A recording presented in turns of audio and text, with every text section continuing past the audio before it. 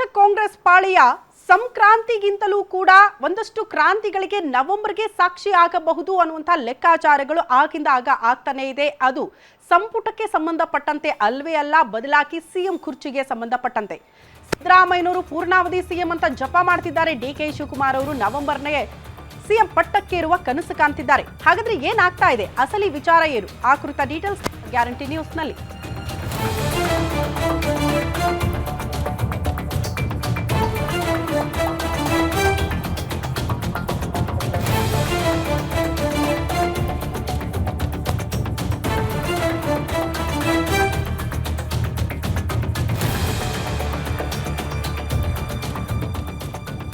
ರಾಜ್ಯ ಕಾಂಗ್ರೆಸ್ ಪಾಳೆಯದಲ್ಲಿ ನವೆಂಬರ್ ಕ್ರಾಂತಿಯ ಅಸಲಿ ಸತ್ಯ ಏನು? ಕಾಂಗ್ರೆಸ್ನಲ್ಲಿ ಕ್ರಾಂತಿ ಬದಲು ಆಗುತ್ತಾ? ಆ ಮಹತ್ವದ ಬದಲಾವಣೆ. ಪವರ್ ಶೇರಿಂಗ್ ಫೈಟ್ ನಡುವೆ ಸಚಿವ ಸಂಪುಟ ವಿಸ್ತರಣೆಗೆ ಮಾಸ್ಟರ್ ಪ್ಲಾನ್ಗಳಾಗಿದೆಯಂತೆ.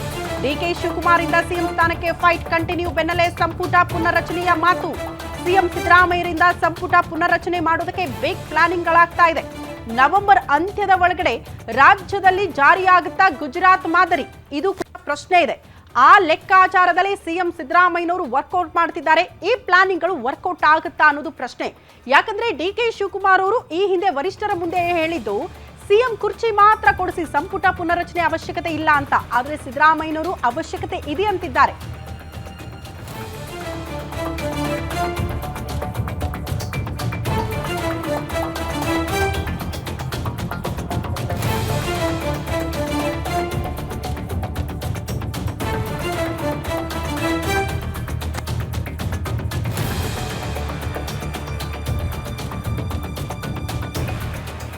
ಏನಿದು ಗುಜರಾತ್ ಮಾಡೆಲ್? ಅದನ್ನ ಯಾಕೆ ರಾಜ್ಯ ಕಾಂಗ್ರೆಸ್ ಪಾಳ್ಯದಲ್ಲಿ ಇಂಪ್ಲಿಮೆಂಟ್ ಮಾಡೋದಕ್ಕೆ ನೋಡ್ತಿದ್ದಾರೆ? ಅದರಿಂದ ಆಗುವಂತಹ ಲಾಭ ಏನು? ಸಿದ್ದರಾಮಯ್ಯರಿಂದ ಸಂಪುಟ ವಿಸ್ತರಣೆಗೆ ಡಿಸಿಎಂ ಡಿಕೆ ಶಿವಕುಮಾರ್ ಅವರು ಕೌಂಟರ್ ಪ್ಲಾನ್ ಕೂಡ ರೂಪುಗೊಂಡಿದೆ ಅಂತೆ. ಗುಜರಾತ್ ಮಾಡೆಲ್ ಮಾದರಿಯಲ್ಲಿ ಸಂಪುಟ ಪುನರ್ರಚನೆ ಮಾಡಬೇಕು ಅಂತ ಸಿದ್ದರಾಮಯ್ಯನವರು ಓಡಾಡ್ತಿದ್ದಾರೆ. ಭೂಪೇಂದ್ರ ಪಟೇಲ್ ಪ್ಲಾನ್ ನಂತೆ ಸಂಪುಟ ಪುನರ್ರಚನೆ ಆಗಬೇಕು ರಾಜ್ಯದಲ್ಲೂ ಅನ್ನುವಂತಹ ಲೆಕ್ಕಾಚಾರದಲ್ಲಿ ಸಿದ್ದರಾಮಯ್ಯನವರು ಇದ್ದಾರೆ. ಹೆಂಗಪ್ಪ ಅಂದ್ರೆ ಹಿರಿಯರಿಗೆ ಇಷ್ಟು ದಿನಗಳ ಕಾಲ ಅವಕಾಶ ಮಾಡಿಕೊಟ್ಟಿದ್ದೀವಿ, ಇನ್ನು ಮುಂದೆ ಬೇರೆಯವರಿಗೆ ಅವಕಾಶ ಮಾಡಿಕೊಡ್ಬೇಕು ಅಂತ. ಬಟ್ ಡಿಕೆ ಶಿವಕುಮಾರ್ ಅವರು ಬಿಲ್ಕುಲ್ ಆಗಿ ಅದನ್ನ ಒಪ್ಕೊಳ್ಳೋದಕ್ಕೆ ಸಿದ್ಧರಿಲ್ಲ. ಅವಶ್ಯಕತೆ ಇಲ್ಲ ಸಂಪುಟ ಪುನರ್ರಚನೆಯದ್ದು. ಸಿದ್ದರಾಮಯ್ಯನವರು ಅವಶ್ಯಕತೆ ಇದೆ. ಕೆಲವರಿಗೆ ಅವಕಾಶ ಮಾಡಿಕೊಡೋ ಮೂಲಕ ಅವರ ವಿಶ್ವಾಸವನ್ನ ಕೂಡ ಪಡೆದುಕೊಳ್ಳೋದಕ್ಕೆ ಸಿದ್ದರಾಮಯ್ಯನವರು ಮುಂದಾಗ್ತಿದ್ದಾರೆ ಅನ್ನೋದು ಬಹಳ ಸ್ಪಷ್ಟ. ಯಾಕಂದ್ರೆ ಸಾಕಷ್ಟು ಜನ ಕಾಂಗ್ರೆಸ್ನಲ್ಲಿ ಹಿರಿಯರು ಕಿರಿಯರಾದಿಯಾಗಿ ಕಾಯ್ತಿದ್ದಾರೆ. ಯಾವಾಗ ಸಂಪುಟ ಪುನರ್ರಚನೆ ಆಗುತ್ತೆ, ನಮಗೆ ಯಾವಾಗ ಒಂದು ಅವಕಾಶ ಸಿಗುತ್ತೆ? ಯಾಕಂದ್ರೆ ಪದೇ ಪದೇ ಕೊಟ್ಟವರಿಗೆ ಅವಕಾಶಗಳನ್ನ ಕೊಟ್ಟಿದ್ದೀರಿ. ಯಾರು ಕೆಲಸ ಮಾಡಿಲ್ವೋ ಅಂಥವರಿಗೆ ನೀವು ಕೈ ಬಿಟ್ಟು ನಮಗೊಂದು ಅವಕಾಶ ಮಾಡಿಕೊಡಿ, ನಾವು ಕೂಡ ಪಕ್ಷಕ್ಕಾಗಿ ದುಡಿದಿದ್ದೀವಿ, ಪಕ್ಷಕ್ಕಾಗಿ ಕೆಲಸ ಮಾಡಿದ್ದೀವಿ, ನಮಗೆ ಯಾಕೆ ಅವಕಾಶ ಸಿಗ್ತಾ ಇಲ್ಲ ಅಂತ. ಹಾಗಾಗಿ ಅವರೆಲ್ಲರ ವಿಶ್ವಾಸ ಪಡೆದುಕೊಳ್ಬೇಕು ಅಂದ್ರೆ ಒನ್ಸ್ ಅಗೇನ್ ಗುಜರಾತ್ ಮಾಡೆಲ್ ಅನ್ನ ಇಲ್ಲೂ ಕೂಡ ಇಂಪ್ಲಿಮೆಂಟ್ ಮಾಡಬೇಕು ಅಂತ. ಸೊ ಅದು ವರ್ಕೌಟ್ ಆಗುತ್ತಾ ಅನ್ನೋದು ಪ್ರಶ್ನೆ.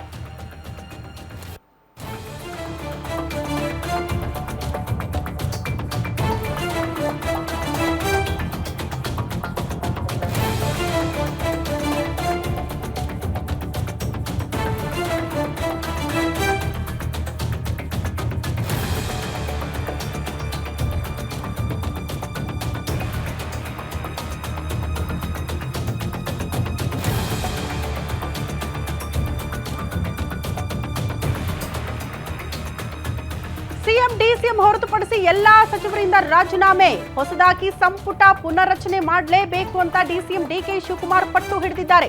ಸಂಪುಟದಲ್ಲಿರುವ ಕೆಲ ಹಿರಿಯರಿಗೆ ಮಾತ್ರ ನಾವು ಕೊಟ್ಟು ಮತ್ತೊಬ್ಬರಿಗೆ ಅವಕಾಶ ಮಾಡಿಕೊಡೋಣ, ಈ ರೀತಿ ವಿಚಾರಗಳನ್ನ ಸಿದ್ದರಾಮಯ್ಯನವರು ಪ್ರಸ್ತಾಪ ಮಾಡ್ತಾ ಇದ್ರೆ ಡಿಕೆ ಶಿವಕುಮಾರ್ ಅವರ ವರ್ಷನ್ನೇ ಬೇರೆ. ಕಂಪ್ಲೀಟ್ ಆಗಿ ಇರುವಂತಹ ಸಚಿವರಿಂದ ರಾಜೀನಾಮೆ ಪಡೆದುಕೊಂಡು ಹೊಸದಾಗಿ ಸಂಪುಟ ರಚನೆ ಮಾಡೋಣ ನಾವು ಅನ್ನೋ ರೀತಿಯಲ್ಲಿ ಪ್ಲಾನಿಂಗ್ ಗಳನ್ನ ಮಾಡ್ಕೊಂಡಿದ್ದಾರಂತೆ. ಅದಕ್ಕೆ ಕಾಂಗ್ರೆಸ್ ಹೈಕಮಾಂಡ್ ಅಸ್ತು ಅನ್ನೋದನ್ನ ಕಾದ್ ನೋಡ್ಬೇಕು. ಈ ಬಗ್ಗೆ ಮತ್ತಷ್ಟು ಡೀಟೇಲ್ಸ್ ಅನ್ನ ಕೊಡ್ತಾ ಹೋಗ್ತಾರೆ ಸ್ಪೆಷಲ್ ಕರೆಸ್ಪಾಂಡೆಂಟ್ ವೀರೇಶ್ ದಾನಿ ನೇರ ಸಂಪರ್ಕದಲ್ಲಿ ಜಾಯಿನ್ ಆಗ್ತಿದ್ದಾರೆ. ವೀರೇಶ್, ಈಗ ಗುಜರಾತ್ ಮಾಡೆಲ್ ಅನ್ನ ತಂದು ಇಂಪ್ಲಿಮೆಂಟ್ ಮಾಡಬೇಕು ಅನ್ನುವಂತ ಲೆಕ್ಕಾಚಾರಗಳು, ಎಲ್ಲ ಸಚಿವರಿಂದ ರಾಜೀನಾಮೆ ಕೊಡಿಸಿ ಮತ್ತೊಮ್ಮೆ ಸಂಪುಟ ರಚನೆ ಮಾಡುವಂತ ಲೆಕ್ಕಾಚಾರಗಳು ವರ್ಕೌಟ್ ಆಗುತ್ತಾ? ಕಾಂಗ್ರೆಸ್ ಹೈಕಮಾಂಡ್ ನ ನಿರ್ಧಾರ ಏನಾಗಿರುತ್ತೆ ಈ ವಿಚಾರದಲ್ಲಿ ಅಂತ? ಶ್ರುತಿ, ಸಿಎಂ ಸಿದ್ದರಾಮಯ್ಯನವರು ಮುಖ್ಯಮಂತ್ರಿಯಾಗಿ ಈಗಾಗಲೇ ನವೆಂಬರ್ 21ಕ್ಕೆ 2.5 ವರ್ಷಗಳ ಕಾಲ ಅಧಿಕಾರವನ್ನು ಪೂರ್ಣಗೊಳಿಸ್ತಾರೆ. ಹೀಗಾಗಿ ಬಹುತೇಕವಾಗಿ ಎಲ್ಲ ಸರ್ಕಾರಗಳು ಇದ್ದಂಥ ಸಂದರ್ಭದಲ್ಲಿ 2.5 ವರ್ಷಕ್ಕೆ ಸಚಿವ ಸಂಪುಟವನ್ನು ಪುನರ್ರಚನೆ ಮಾಡುವಂಥದ್ದು ಮತ್ತು ಸಚಿವ ಸಂಪುಟವನ್ನು ವಿಂಗಡಣೆ ಮಾಡುವಂಥ ಸಾಧ್ಯತೆಗಳು ನಾವು ನೋಡ್ತಾನೆ ಬರ್ತಾ ಇರುವಂಥದ್ದು. ಅದೇ ನಿಟ್ಟಿನಲ್ಲಿ ಸಿಎಂ ಸಿದ್ದರಾಮಯ್ಯನವರು ಸಹ ಇದೀಗ ಸಚಿವ ಸಂಪುಟವನ್ನು ಪುನರ್ರಚನೆಯನ್ನು ಮಾಡಲಿಕ್ಕೆ ಇದೀಗ ಮುಂದಾಗ್ತಾ ಇದ್ದಾರೆ. ಅವರು ಸಹ ಸಾಕಷ್ಟು ಉತ್ಸುಕರಾಗಿರುವಂಥದ್ದು ಮತ್ತು ಹೈಕಮಾಂಡ್ ನಾಯಕರುಗಳ ಅನುಮತಿಯನ್ನು ಸಹ ಪಡೆದುಕೊಳ್ಳಿಕ್ಕೆ ಈಗಾಗಲೇ ಸಿಎಂ ಸಿದ್ದರಾಮಯ್ಯನವರು ನವೆಂಬರ್ 15ಕ್ಕೆ ದೆಹಲಿಗೆ ತೆರಳುತ್ತಾ ಇರುವಂಥದ್ದು.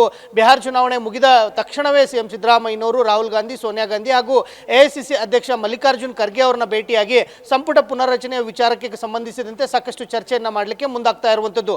ಸಿಎಂ ಸಿದ್ದರಾಮಯ್ಯನವರು ಒಂದು ಕಡೆ ಸಚಿವ ಸಂಪುಟ ಪುನರ್ರಚನೆಗೆ ಪಟ್ಟನ್ನು ಹಿಡಿದುಕೊಂಡು ಕೂತಿದ್ದಾರೆ. ಇನ್ನೊಂದು ಕಡೆ ಡಿಸಿಎಂ ಡಿಕೆ ಶಿವಕುಮಾರ್ ಅವರು ಸದ್ಯಕ್ಕೆ ಯಾವುದೇ ರೀತಿಯಾದಂಥ ಸಚಿವ ಸಂಪುಟ ಪುನರ್ರಚನೆ ಬೇಡ ಅನ್ನೋ ಒಂದು ಒತ್ತಡವನ್ನು ಸಹ ಹೈಕಮಾಂಡ್ ನಾಯಕರುಗಳ ಮೇಲೆ ಹಾಕೋದರ ಜೊತೆಗೆ ಒಂದು ವೇಳೆ ಹೈಕಮಾಂಡ್ ನಾಯಕರುಗಳು ಸಚಿವ ಸಂಪುಟ ಪುನರ್ರಚನೆಗೆ ಅನುಮತಿಯನ್ನು ಕೊಡೋದಾದರೆ ಗುಜರಾತ್ ಮಾದರಿಯಲ್ಲಿ ನೀವು ಅನುಮತಿಯನ್ನು ಕೊಡಿ ಅಂತೇಳಿ ಡಿಸಿಎಂ ಡಿಕೆ ಶಿವಕುಮಾರ್ ಅವರು ಮಲ್ಲಿಕಾರ್ಜುನ್ ಖರ್ಗೆ ಅವರ ಮುಂದೆ ಒಂದು ಮನವಿಯನ್ನು ಮಾಡಿಕೊಂಡಿರುವಂಥದ್ದು.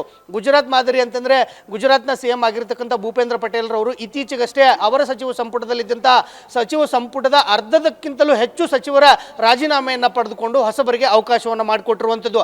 ಅದೇ ಮಾಡೆಲ್ನಲ್ಲಿ ರಾಜ್ಯದಲ್ಲೂ ಸಹ ಸಾಕಷ್ಟು ಹಿರಿಯ ಸಚಿವರೇನಿದ್ದಾರೆ ಅವರನ್ನ ರಾಜೀನಾಮೆಯನ್ನು ಪಡೆದುಕೊಳ್ಳಿ. ಹೀಗಾಗಿ ರಾಜೀನಾಮೆಯನ್ನು ಪಡೆದುಕೊಳ್ಳೋದ್ರಿಂದ ಅವರ ಸಮುದಾಯನೂ ಸಹ ಒಂದು ಕಡೆ ಆಕ್ರೋಶಕ್ಕೆ ಎಡೆ ಮಾಡಿಕೊಡಲ್ಲ, ಇನ್ನೊಂದು ಕಡೆ ಅವರೂ ಸಹ ಸ್ವ ಇಚ್ಛೆಯಿಂದ ರಾಜೀನಾಮೆ ಕೊಡ್ತಾ ಇರೋ ಹಿನ್ನೆಲೆಯಲ್ಲಿ ಯಾವುದೇ ರೀತಿಯಾದಂಥ ವಿರೋಧಗಳು ಸಹ ವ್ಯಕ್ತವಾಗಲ್ಲ.